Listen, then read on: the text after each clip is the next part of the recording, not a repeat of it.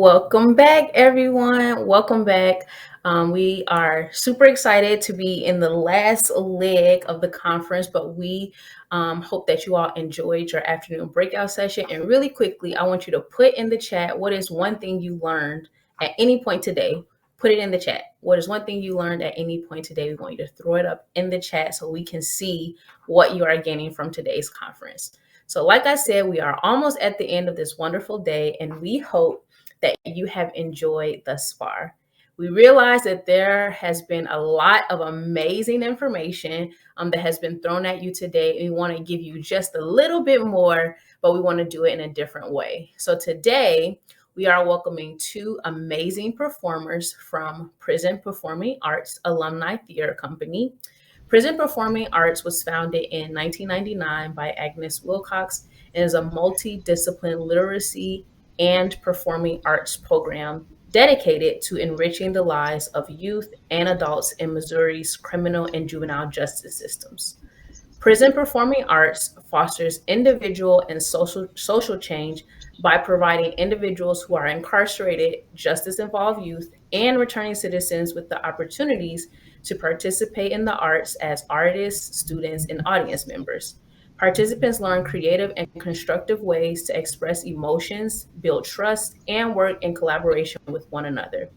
Prison Performing Arts programs aim to improve literacy and communication skills, instill responsibility to self and others, and promote nonviolent expression of emotion. So we encourage you to open your hearts and minds to these performances that you are about to experience. And without further ado, please help me welcome our two performers for this afternoon, which is Eric Satterfield and Lawanda Jackson. Welcome to both of you.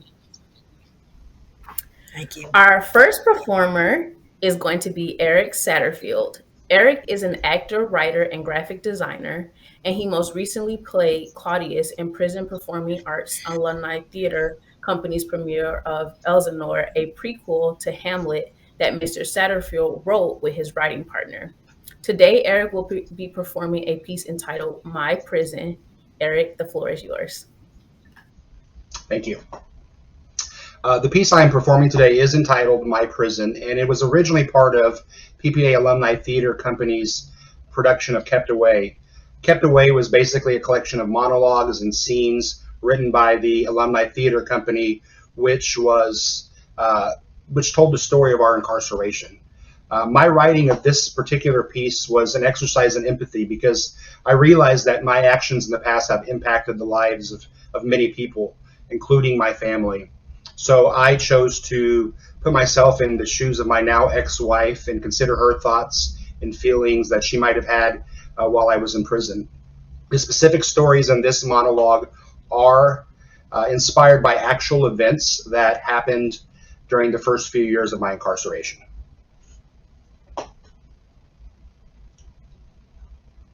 "20 years is a long time, an awfully long time. Some people would say that it's longer for my wife, but I'm not convinced because it seems pretty damn long for me too. It was hardest early on in those months when Beth first got arrested. I remember those nights, lying in our bed or my bed or whatever it is now, and how lonely it was. How lonely it was in that great big bed because she had insisted on getting the biggest bed we could find. And now it was me feeling lonely in that bed, and even lonelier inside. Somehow I would drift off to sleep and wake up the next morning and go to work and take the kids to school or whatever. It didn't matter because it was the same everywhere I went. People looked, people stared, and people judged. They didn't say anything. They didn't have to because I knew what they were thinking. That poor man and those poor kids. Can you believe he hasn't divorced her yet? I can't believe he was foolish enough to marry her in the first place. Hannah was 6 when her mother was arrested, and she remembers the police coming to take her mom away.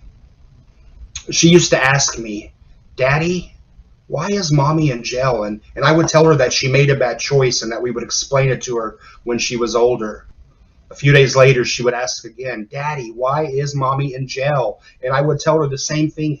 "Hannah, your mother made a bad choice. We'll tell you about it when you're a little older.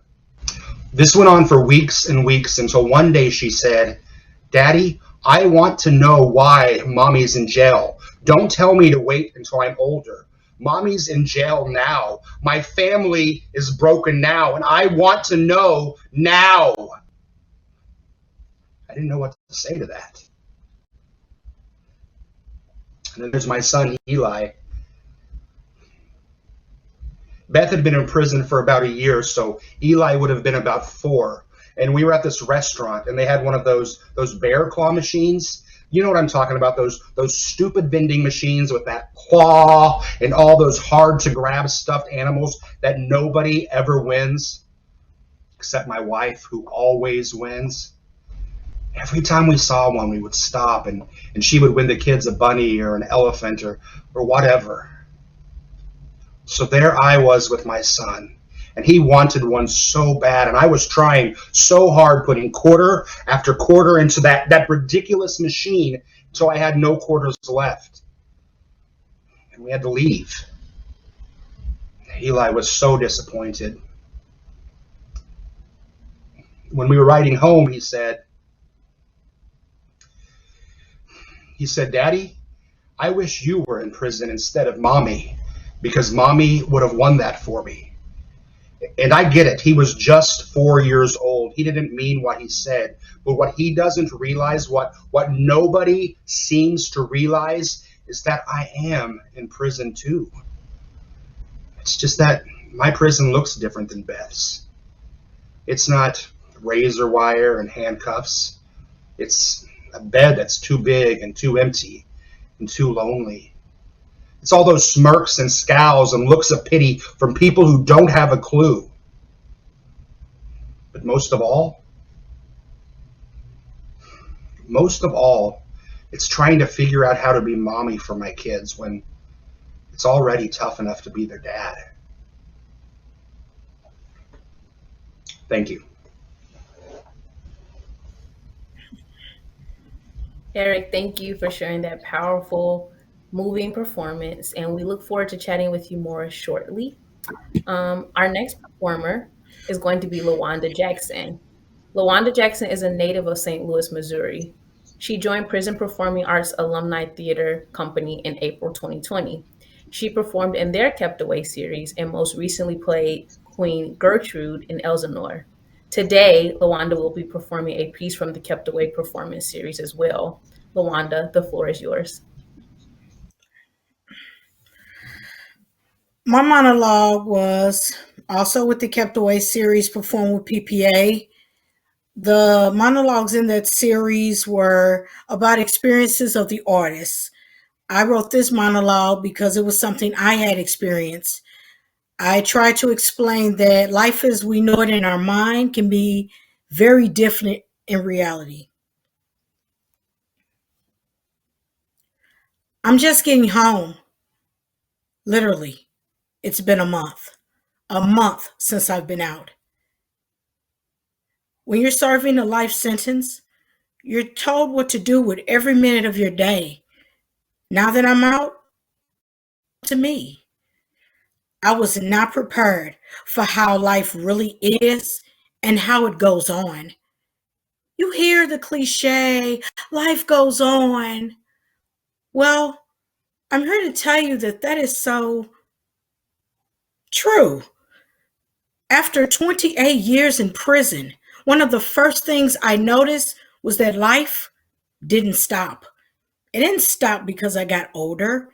It didn't stop because I was away. It didn't even stop when I came home. People got older. People moved. People had babies. People died. Friends disappeared. Foes remained the same. Weight loss, weight gain, hair loss, hair. Oh, well, that's what wigs are for. You think just because you're on the outside that your life is not a part of the unstop. I was going on with my day.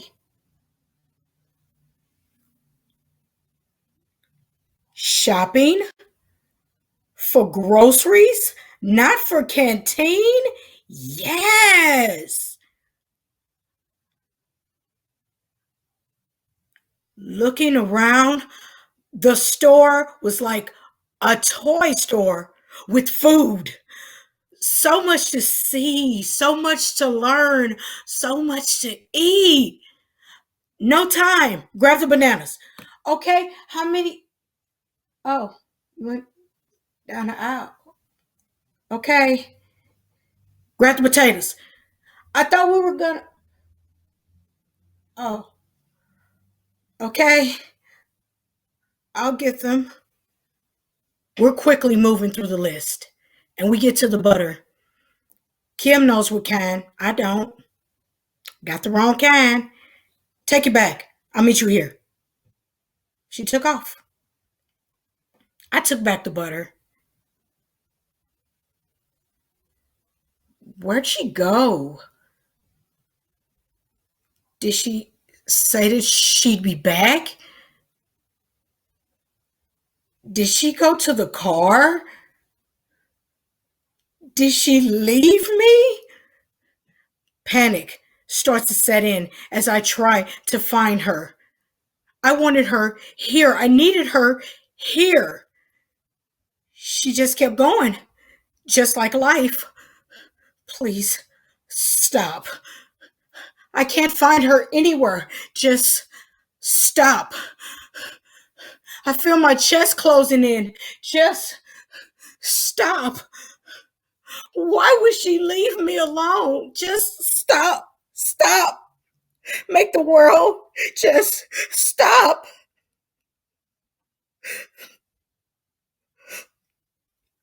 My phone is ringing. It's Kim. She knows I'm lost. She tells me where she is. I am hysterical. She says she's sorry. She says she never would have let anything happen to me and that it will never happen again. She means well, but it's not true because everyone's speeding through their own life and I'm just getting up to speed. Life didn't stop for me, and it will be sure not to stop for me again. Thank you. Lawanda, that was amazing and again very powerful. I don't know about everybody else, but my heart is like going so fast. Super powerful pieces, both of you. So now we are going to invite Eric and Lawanda back to the stage, which they are here. So at this time, we're going to do a short Q&A with them. So if you have a question, we're going to take some time for them to answer any questions that you have about their pieces or their experiences. So we're going to kick it off with the first question, and it is to both of you. What inspired you to become performers and share your stories? You want to start, Lawanda, or you want me to? I can. I wanted to be a performer after seeing the first show in 2008. I wanted to be a part of their. It looked like a family. It looked like they were just a unit, and I wanted to be a part of that. I didn't know if I could do it. I didn't know if I'd be any good. I just really wanted to be a part of their unit. Um, so now that I am into performing, I love it. So I don't mind sharing any story that I have. So For me, for as long as I can remember, I've loved theater. I remember being a little boy and like before I could even write, I was writing plays that my cousins would perform for our family on the holidays. And I continued to like theater for years. And then when I got to prison, I was in a maximum security prison for the first 8 years that didn't have any arts programming. And so I really missed that, that it was very therapeutic and I hadn't realized, how important it was to be able to express myself that way. So when I transferred to Northeast Correctional Center in 2011 and discovered that they had prison performing arts, I was pretty excited and signed up right away. And I've been involved with them ever since as much as I can. So. Amazing. Well, Lawanda, you are an amazing performer as you are, Eric. And we're so glad that you brought, your talents here to share with us today. So again, thank you both for that. So the next question we have is, what helps you prepare for performances such as these? I guess I'll go first this time. I memorizing the lines is the easier part for me. I can learn that pretty quickly, and then it's about trying to connect with the character. And this particular piece is kind of interesting because I originally wrote it like 2.5 years ago, and we were getting ready to perform it, and then COVID hit, so it kind of got paused. And then last May, we finally had a chance to record it, and it was streamed. So I rememorized the monologue and performed it then, and then I kind of set it aside, and then Rachel asked me to do it today. So once again, I picked it up and memorized it again really fast. But it was interesting this time because Rachel actually kind of, in her directing of it, she asked us questions about who our character was outside of the monologue. What are our dislikes and likes, and what are our strange habits that nobody knows about? How old are we? Where do we work? So thinking about those questions definitely made me kind of fill out the character and think about who he was completely. So that was really an exciting part of this process. Very cool. Lawanda, would you like to share? Most of the time for this particular piece, I did study it. Uh, like he said, with the new direction we had with Rachel's directing, it made me connect with the piece a little more. When I wrote this piece, I kind of had days to get it down. So I wrote it on Sunday. I read it on Monday. We practiced it on Thursday. I performed it on Saturday. So I was in the piece, but it was hurry up and go. This time I had a chance to say, wow, this happened, and connect with the piece. And so it was better for me this time around to connect with it. Yeah, I love that. And we both felt, I don't know about the audience, but I definitely felt the connection very real. You really brought us into the story. So I would definitely say that you both did an amazing job at that today. So one of the cool things about this conference is that we have a lot of providers that are present. Is there any advice that you would give to them and how to best help a formerly incarcerated individual that might be seeking services? Mhm.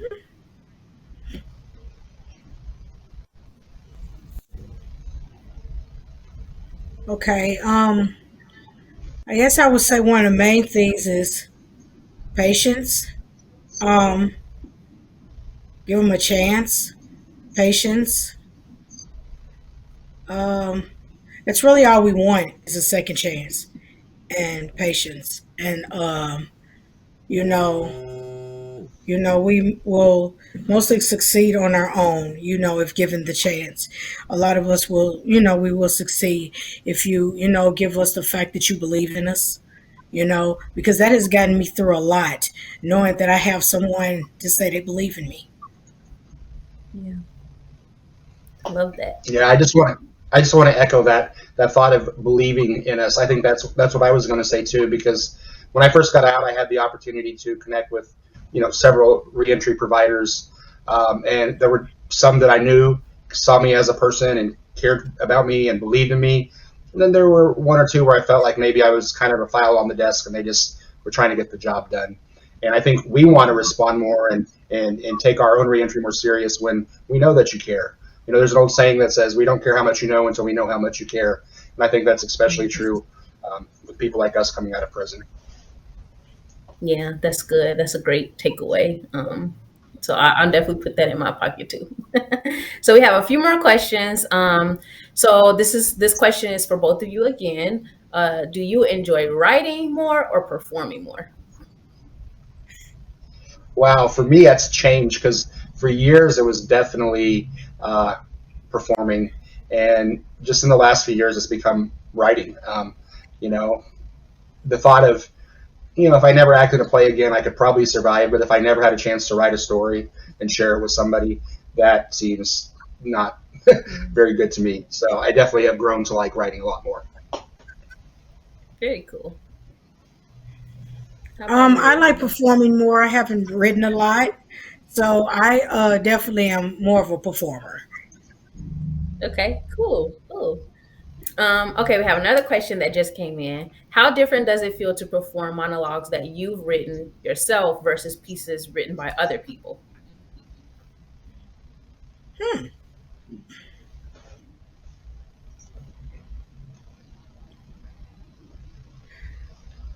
I think maybe it's obvious, but it's just that it's easier to connect with something we wrote ourselves.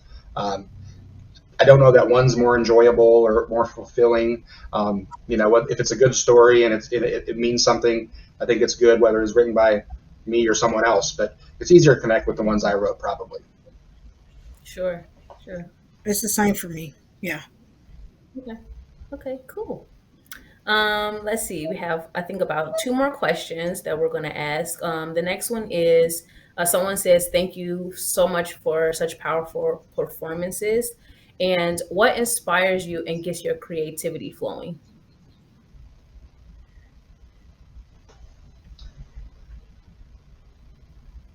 I'll go first. Well, because I don't write a lot, um, what makes me, I listen to a lot of gospel before performances. So I like the music to help me keep myself together. Believe it or not, the writing prompts I get, that what causes me to be creative as I'm writing, and it makes me want to write. So I think it was the writing prompts that Rachel gives us. Okay. Yeah, I don't know. For me, I work at a factory overnight, and it's a very big factory with only a few employees there at night, so I can go hours without speaking to somebody. So I might listen to a podcast or something, and it's weird how I can be thinking of a writing assignment for PPA and have no clue what I'm going to write, and then all of a sudden, just one little thing will just spark it. So it's just like, Mhm. I could try to sit down right now and write something, and it probably would happen. But when that spark comes, it'll come easy. I don't know how to explain where the inspiration comes from. Okay, that's cool. Okay, so this will be our last question. Again, for you both, are there certain things that you feel are easier for you to express through performance than through a typical conversation? I would say something emotional. The experience I went through, I probably wouldn't even really talk about it, but I wrote it because when I read their monologues, I saw that it had been experiences that they had. So I wrote about something I had experienced. I had been on 3 days when it happened. Otherwise, I wouldn't have been able to like talk about it or tell anybody about it. But through art, I can express it, and so I was able to write it and perform it and be okay with it. It's freeing. Yeah.